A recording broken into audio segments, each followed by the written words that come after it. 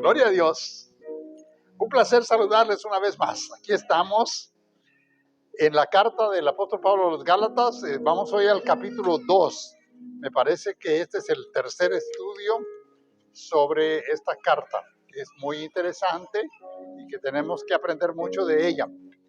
El énfasis en esta carta es la gracia del Señor.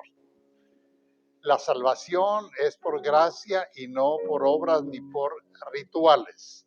Eso es importante entenderlo, de manera que pues tenemos que vivir vidas agradables a Dios, santas para Él, pero no para ganar su favor, sino por lo que Él ha hecho en nosotros.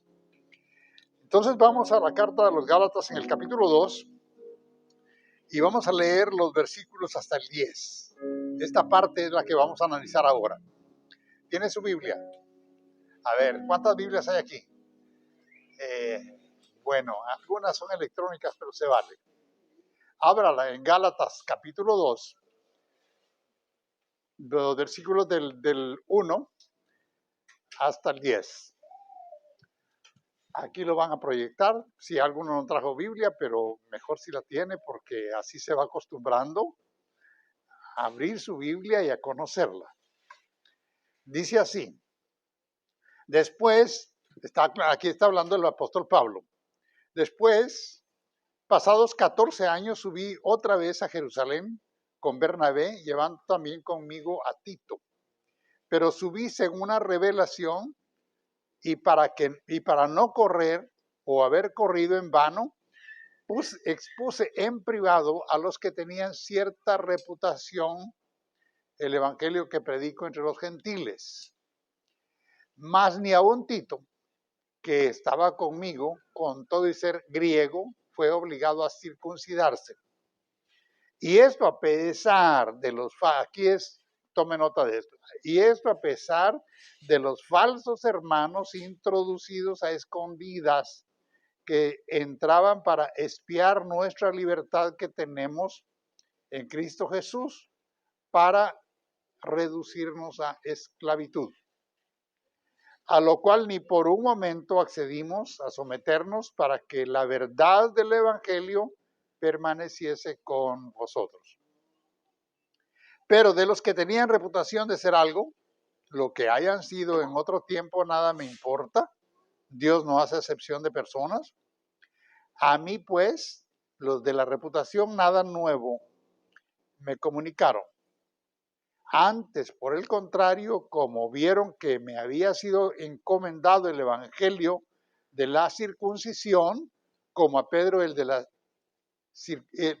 evangelio de la incircuncisión, como a Pedro el de la circuncisión, pues el que actúa en Pedro para el apostolado de la circuncisión, actúa también en mí para con los gentiles. Y reconociendo la gracia que me había sido dada, Jacobo, Cefas y Juan, que eran considerados como columnas, nos dieron a mí y a Bernabé la diestra en señal de compañerismo para que nosotros fuésemos a los gentiles y ellos a la circuncisión. Solamente nos pidieron que nos acordásemos de los pobres, lo cual también procuré con diligencia hacer. Cree que le va a decir la palabra, ¿verdad? Ponga en alto su Biblia, dígalo conmigo. Señor mi Dios, esta Biblia es tu palabra, es todo sabia, es todopoderosa, por ella te conocí, mi vida ha cambiado, ahora soy salvo, perdonado y nueva criatura. Mi vida aún sigue cambiando. Si comparto tu palabra con otras personas, también ellos, igual que yo, pueden cambiar. Gracias, Señor, en el nombre de Jesús. Amén. Bueno, a primera vista, este texto es una narración histórica de los hechos que Pablo vivió en su visita a Jerusalén y cómo tuvo un encuentro con los otros apóstoles y con algunos opositores. Y uno a primera vista podría decir, bueno, a mí no me dice mucho eso, pero vamos a ir a fondo y vamos a ver que tiene mucho que decirnos. Cuando alguien es llamado por el Señor, busca un lugar para servir. En el caso del apóstol Pablo, el lugar no era en Jerusalén. Él sintió que la misión a la que el Señor lo había llamado y el Señor Jesucristo se lo dijo de una vez cuando se apareció a él, cuando se convirtió, que su misión era a los no judíos, a los gentiles. En este pasaje él los llama a los de la incircuncisión y llama a los judíos los de la circuncisión. Bueno, vamos a ver algunos puntos importantes primero en este pasaje antes de ver qué aplicaciones tiene para nuestro momento actual. Primero conozcamos los personajes. Los viajeros fueron Pablo, Bernabé y Tito. Vinieron desde Antioquía o de un lugar más lejano. Dice, estaba en Pisidia, sí, en Pisidia y Antioquía. Dice, por 14 años. Y entonces, una vez más, él quiso subir a Jerusalén para encontrarse con los apóstoles que eran los que tenían, por decir así, la autoridad en la iglesia. Entonces, ¿cuál era el propósito? El propósito era que él recibió una revelación de parte de Dios, no da detalles de la revelación, pero intuimos que era como quien dice, tienes que ir a ponerte de acuerdo con lo que yo te he dado a predicar, con los apóstoles que están allá, para estar en la misma dirección, en la misma línea. Entonces, Pablo fue motivado por el Espíritu Santo, por una revelación que recibió de parte de Dios. Llegando a Jerusalén, tuvo una entrevista con los líderes reconocidos, dice, los que tenían una reputación. Pero también, al mismo tiempo, apareció la oposición de los infiltrados en la congregación. ¿Quiénes eran los infiltrados? Aquí les llama falsos hermanos. El propósito de estos falsos hermanos era espiar la libertad que Pablo tenía y sus compañeros, la libertad en la que vivía y ministraba. Más adelante les voy a explicar en qué consistía esa libertad para que no haya malos entendidos con la libertad. Bueno, ¿cuál fue el resultado de esta entrevista? Estos judíos ejercían presión para hacer los ritos de la circuncisión, que eran de la ley de Moisés, y pues Pablo los ignoró porque el evangelio que él recibió no era, la circuncisión no era un requisito para los que no eran judíos. Los judíos tradicionalmente, desde la ley de Moisés, tenían que circuncidarse, era un requisito, un resultado del pacto de Dios hecho con Abraham. Significaba como apartados para él, como una marca. Pero cuando Cristo Jesús vino al mundo, vino para salvar a los pecadores de todo el mundo. No vino exclusivamente por los judíos.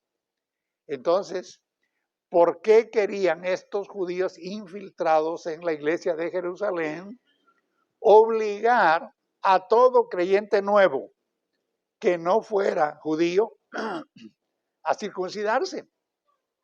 Y la circuncisión era como un complemento de la salvación para ellos, ¿verdad?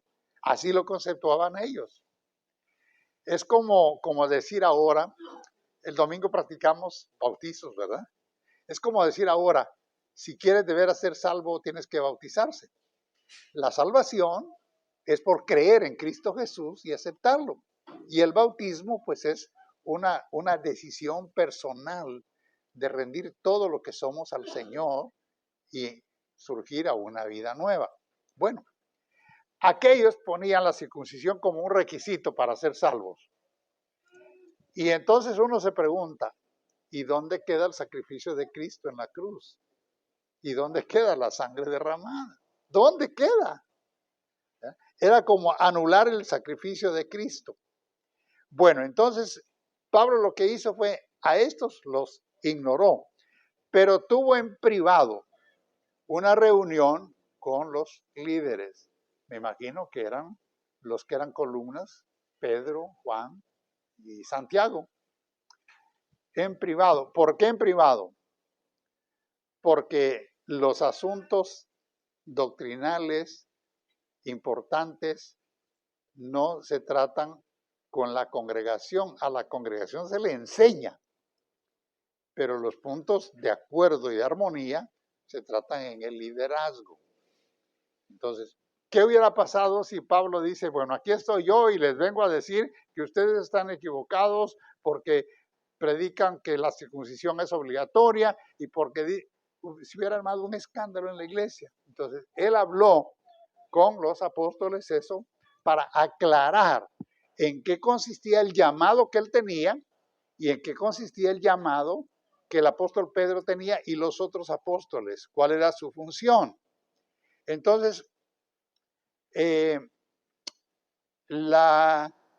punto aquí era que estos falsos hermanos, que dice él, que estaban infiltrados, querían obligar a la circuncisión. Y uno dice, bueno, no eran llamados por Pablo, no eran llamados por Pedro, por Santiago, se habían infiltrado. Y esto tenemos que tener cuidado nosotros porque aún la iglesia hoy puede ser infiltrada. Miren, no sé ahora, pero en los años 60 hubo una infiltración en las iglesias cristianas evangélicas de los movimientos ecuménicos. Pienso que todavía existe. Y entonces los ecuménicos llegaban a la iglesia y estaban un tiempo ahí, pero su objetivo era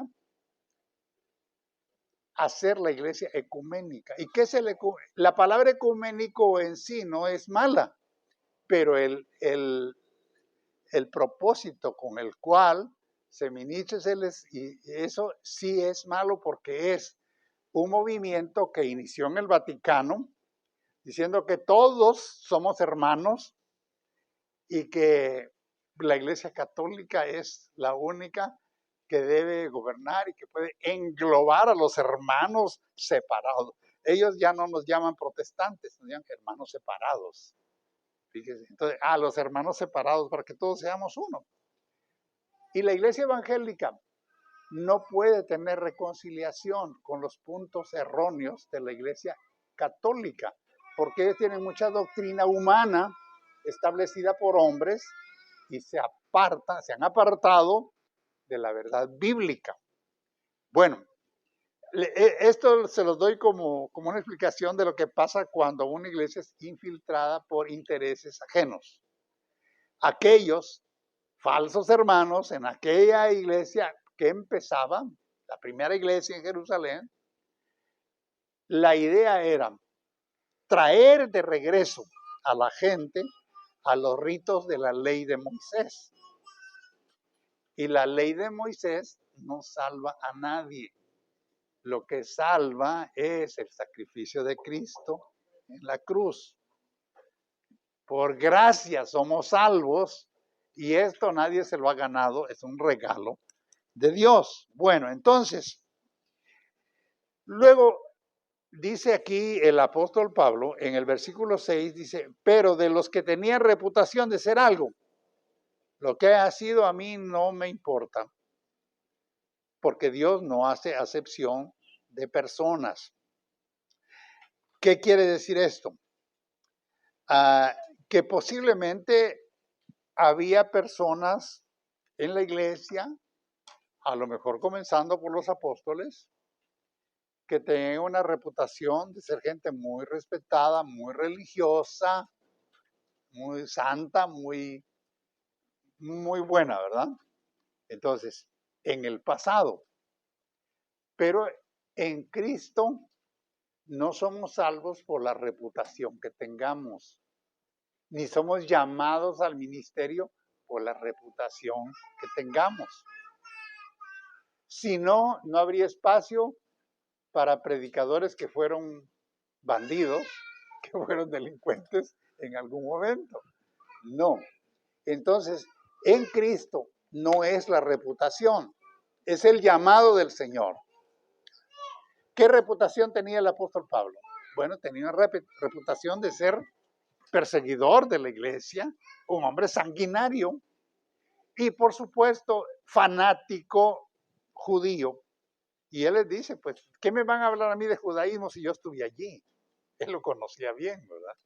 Entonces, esa era su reputación. Lo que quiero entender es que entendamos es que cuando el Señor llama a alguien a su servicio, Él es soberano y Él llama a quien Él quiere y a todos nos da una oportunidad porque Dios tiene propósito en cada vida. No es cuestión que porque eres buena gente, porque has hecho muchas cosas buenas, porque has tenido una vida muy ordenada, o porque has hecho muchas obras de caridad, o porque eres muy preparado intelectualmente. No, es el Señor el que llama y el que bendice. Bueno, ya tenemos bien claro eso, ¿verdad? Ahora, los apóstoles con los que Pablo habló eran 3 de los que habían estado con Jesús. Y establecieron a través de esa plática algo muy importante. Pablo dijo que él había sido llamado a predicar a los gentiles. Una vez más les digo, por si alguien no lo ha oído, que los gentiles eran los que no eran judíos y que no tenían la práctica ni la tradición de la circuncisión. Eran todas las demás naciones, todos los que no eran judíos. Entonces a ellos fue llamado Pablo. Pero Pedro fue llamado a los de la circuncisión. Esos eran los judíos. De modo que tanto los judíos como los gentiles somos salvos por una persona, Jesucristo, no por lo que hacemos.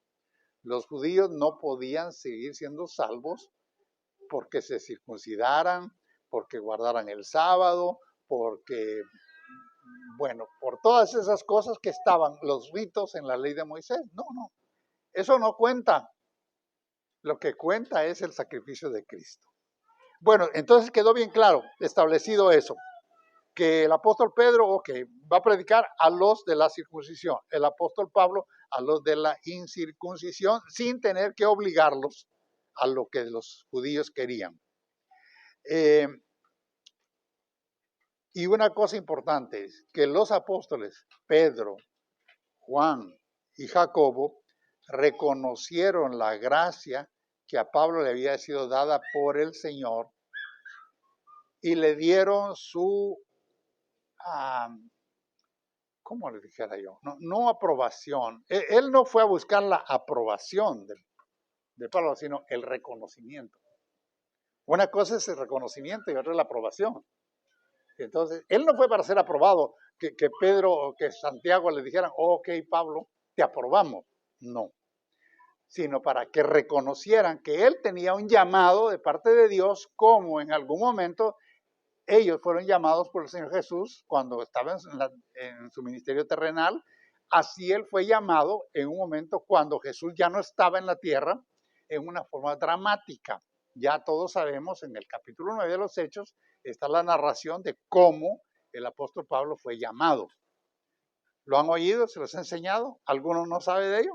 Levánteme la mano para explicarles un poquito. Ok, bueno. Qué bueno. Sí, el apóstol Pablo era un perseguidor de la iglesia, de los creyentes. Los metía presos, incluso cuando le dieron muerte a Jacobo, él estuvo presente, dice que sostenía la ropa de ellos, dio su aprobación, y era un perseguidor sanguinario de los creyentes. Pero en esa misión que andaba, persiguiendo de parte de los líderes judíos, los fariseos, entonces, iba a una ciudad llamada Damasco. Y antes de llegar a Damasco, tuvo una impresión muy fuerte, vio una luz deslumbrante más fuerte que el sol. cayó a tierra. Algunos dicen del caballo, no sé yo cómo iba. Si iba a pie o iba en carruaje, pero cayó a tierra. Y oyó la voz que le dijo, Saulo, Saulo, ¿por qué me persigues? Entonces la voz de Jesús, yo soy Jesús, a quien tú persigues. Realmente Jesús no estaba para ser físicamente para ser perseguido, pero estaba la iglesia, que es el cuerpo de Cristo, y quien persigue a la iglesia, persigue a Cristo. Yo soy Jesús a quien tú persigues. Y entonces él dijo, ¿y qué tengo que hacer, Señor? ¿Qué quieres que haga? Y ahí el Señor le dijo, ahí le dijo, yo te escojo hoy, ya, para que ya no seas perseguidor, sino para que vayas y prediques a los gentiles y me sirvas. Y ya recibió instrucciones. Bueno, en otra lección les voy a dar más detalles acerca de eso, pero ese era Saulo de Tarso. A partir de allí, él empezó a buscar al Señor, a escudriñar las Escrituras. Todo parece que se asoció con Lucas, porque Lucas es el que narra el Evangelio de Lucas, el libro de los Hechos, y era como el cronista de los Hechos de Pablo. Y yo pienso que incluso Lucas, que era un historiador, le puso al tanto de muchas cosas que él ignoraba. Bueno, pero a partir de ahí, él se hizo ese llamado y no estuvo enseñando en Jerusalén, no estuvo enseñando entre los judíos, sino en las naciones, en las regiones del Imperio Romano que no pertenecían a los judíos. Entonces, ese fue el llamado de él. Ahora, este llamado posiblemente los apóstoles ignoraban parte de ello. Y lo que él quería es evitar un conflicto entre que él fuera acusado de estar predicando un evangelio diferente. Por eso fue a verificar con los apóstoles. Es decir, estamos en la misma línea. Ustedes predican el evangelio de Jesucristo, el perdón de pecados en Jesucristo, es lo que yo he recibido.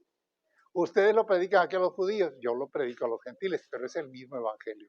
Entonces, cuando los apóstoles que estaban en Jerusalén entendieron eso, ¿qué hicieron? Le dijeron, Pablo, bienvenido, bienvenido al equipo.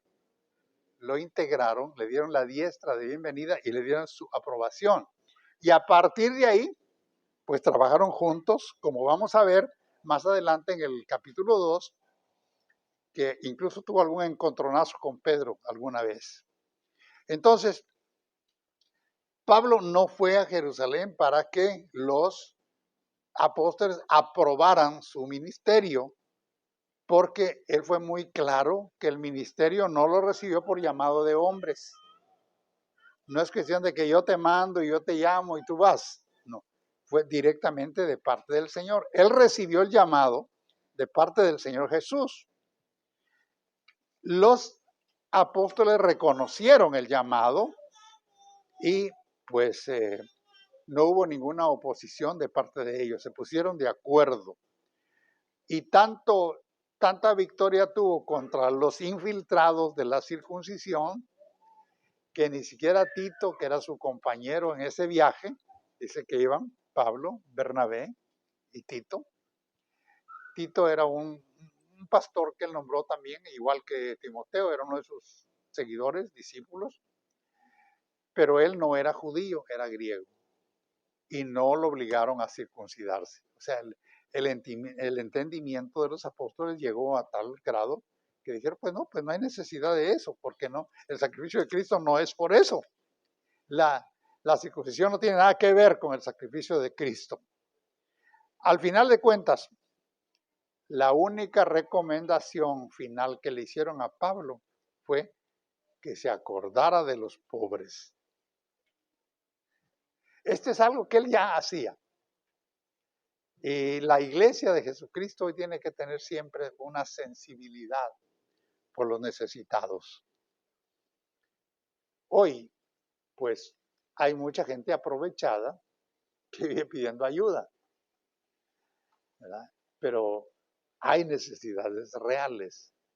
Entonces nosotros como iglesia sí tenemos que tener la sensibilidad para ayudar a aquellos que están en necesidades reales, de acuerdo a los recursos que haya en la iglesia o en lo personal, ¿verdad?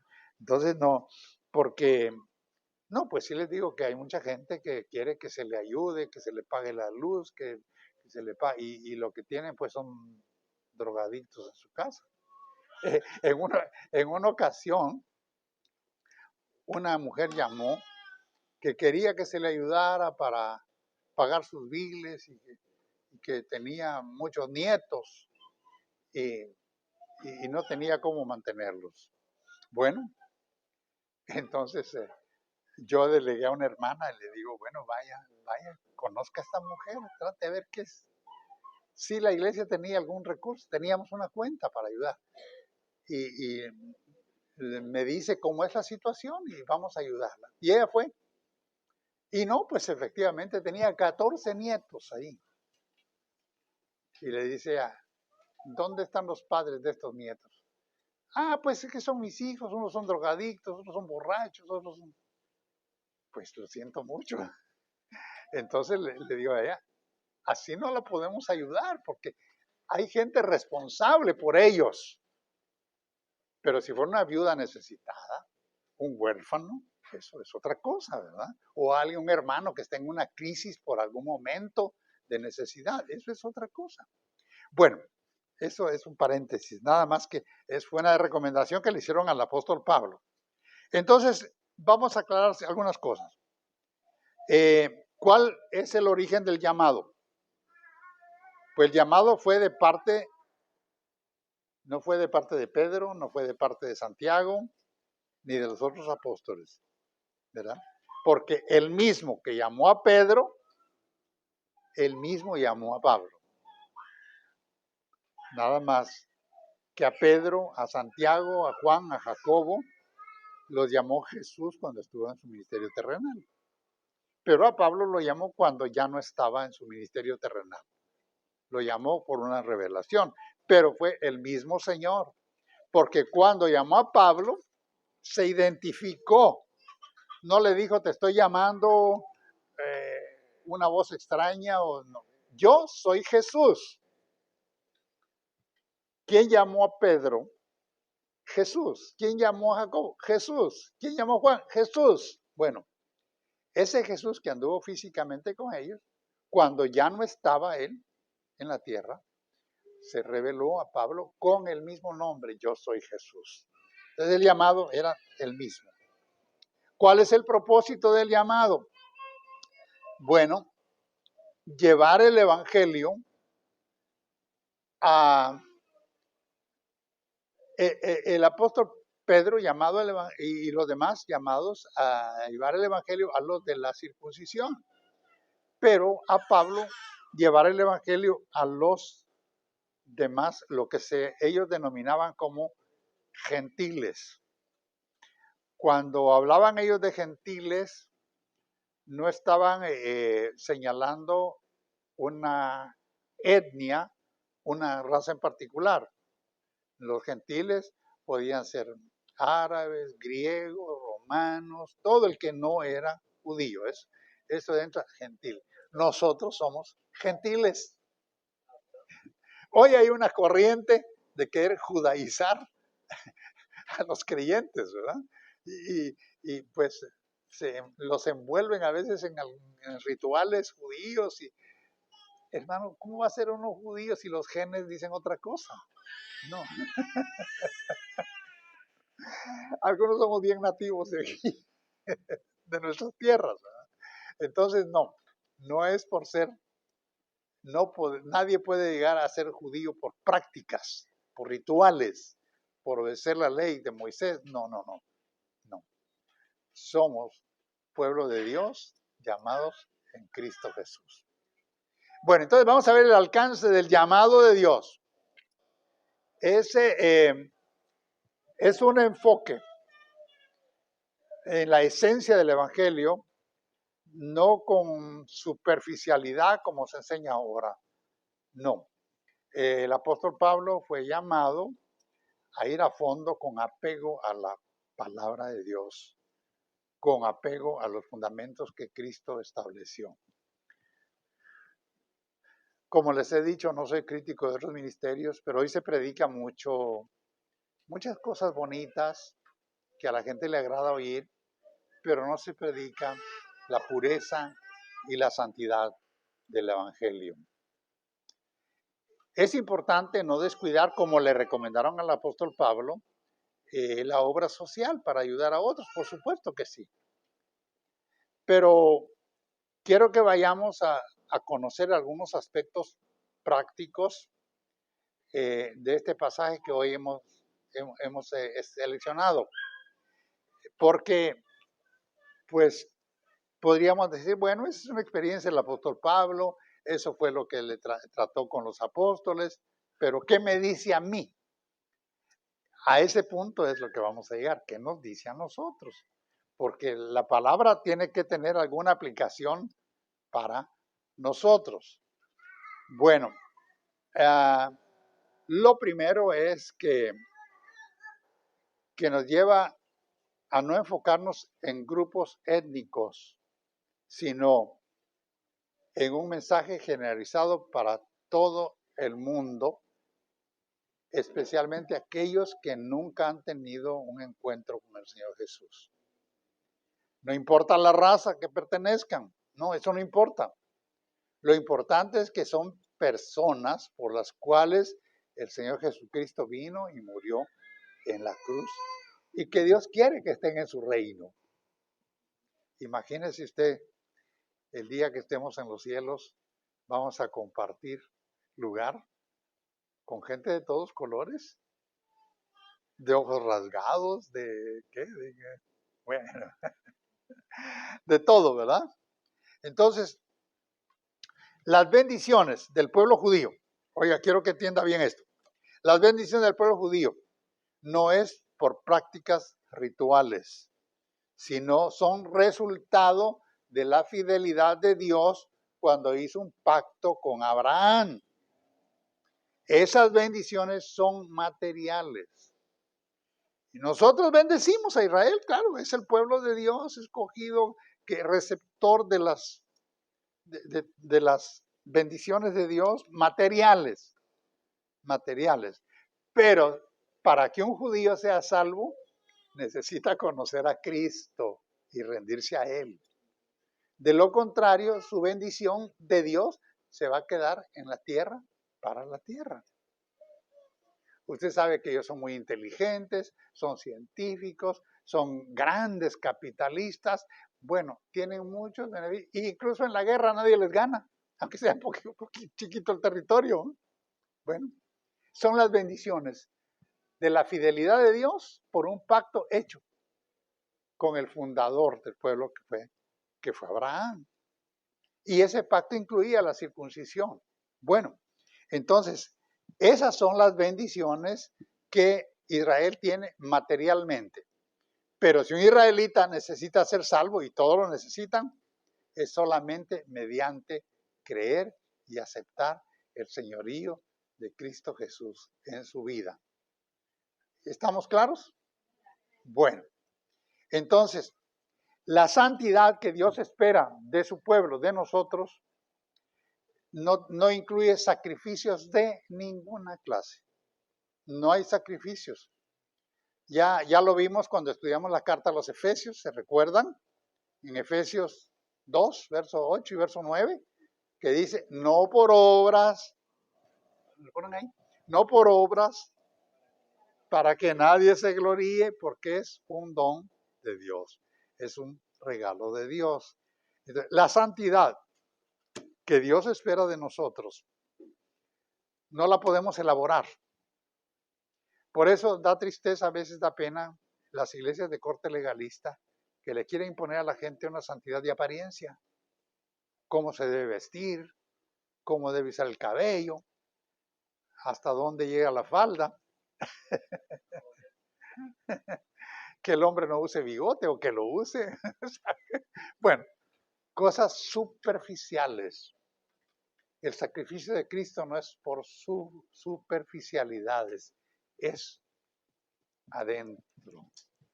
es por lo que Él ve en nosotros. Entonces, no es cuestión de que una mujer ande con las faldas hasta el tobillo y el corazón lleno de adulterio.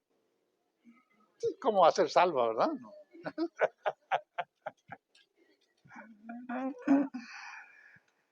Excuso de decir, hay que vestirse decentemente, ¿verdad? Esa es otra cosa, ¿no? No es cuestión de que, bueno, el pastor dijo, entonces voy a llegar en tanga a la iglesia. No, momento. No se trata de eso, ¿verdad? Entonces, es importante. El evangelio que se predica, nuestro mensaje, tiene que ser coherente con otros siervos de Dios reconocidos, ¿verdad? Por ejemplo, hay siervos de Dios que predican la palabra y que sí tienen una reputación. Entonces, lo que hizo el apóstol Pablo fue a tener la armonía con los apóstoles de Jerusalén. Nosotros tenemos que tener armonía. He oído predicadores para quienes todo el mundo es pecador y todas las iglesias están erradas. Eso no es así. Nosotros, los predicadores, tenemos que armonizar el ministerio con aquellos que predican a Jesucristo, que el perdón de pecados es solamente por su sangre y que es el único camino para llegar al Padre. Cuando estamos en esa línea, pues podemos tener armonía. No es cuestión de estarnos tirando golpes unos a otros, ¿verdad? No, tenemos que caminar en la misma línea. Entonces, nuestro mensaje tiene que dar confirmación con otros. Yo estaba analizando este tiempo y he visto cómo muchos siervos de Dios que impactaron la generación que nosotros somos ahora ya están con el Señor. Luis Palau, Billy Graham, Charles Stanley, Gigi Ávila, Adrian Rogers. Bueno, siervos de Dios que predicaron la palabra, que impactaron a esta comunidad, ¿verdad? Entonces nosotros tenemos que estar agradecidos con Dios por ellos. Pero ellos predicaron un evangelio que no tenía conflicto con las denominaciones, sino el evangelio de Jesucristo. Y eso es importante, no tener conflicto con las denominaciones. Digo denominaciones, no sectas, porque las sectas son otra cosa. ¿Qué consideramos sectas? Yo se los expliqué la vez pasada. Cuando los fundamentos están basados en un hombre o una mujer que dice haber recibido una revelación. No. El Evangelio de Jesucristo, el centro es Cristo. Y punto. No es Elena White, no es Russell, no es José Smith, no es cualquiera de esos. No. Buda, Buda, Mahoma, no. Es Jesucristo, ¿verdad? Estamos claros en ello. Entonces, el compañerismo de los creyentes tiene que extenderse a otros que estamos en la misma línea. Eso es importante. Bueno, entonces ya vimos que el apóstol condenó a quienes dicen que la obra de Cristo debe ir acompañada de buenas obras. Y aquí mismo adelante en el capítulo 1 dice que si un ángel de luz viene y predica un evangelio diferente, sea maldición. Anatema y maldición son sinónimos. Entonces, el evangelio de Jesucristo es de Jesucristo. La salvación no es por obras, no es por rituales, que nadie nos obligue nunca y nos imponga rituales ni leyes, porque la salvación no es por eso. Los sacrificios, no. El pueblo de Dios, la iglesia de Jesucristo, es una iglesia gozosa, que se goza en Cristo Jesús y que aprovecha todo lo que Jesús es. y que participa de todo. Por ejemplo, sus ofrendas y sus diezmos no son sacrificios para ganar la salvación, de ninguna manera. Usted los da y los hace porque está gozoso por lo que Cristo ha hecho en su vida, ¿verdad? Entonces, no es cuestión de que voy a comprar el favor de Dios con $1,000 o con 5,000. No. Yo les digo que algo a lo que yo me opongo es esas corrientes de que haga un pacto con Dios, dé $5,000 y su bendición va a llegar al día siguiente. Eso es herejía, eso es falsedad. No. El dar para el Señor es con gozo, es con alegría, es con libertad, es porque uno se siente parte de ello. Así es. Bueno, ya hasta aquí, ya vamos a seguir con los Gálatas, que tienen mucho que decirnos todavía. Seguimos con la carta de los Gálatas el próximo miércoles. Por hoy nos quedamos aquí.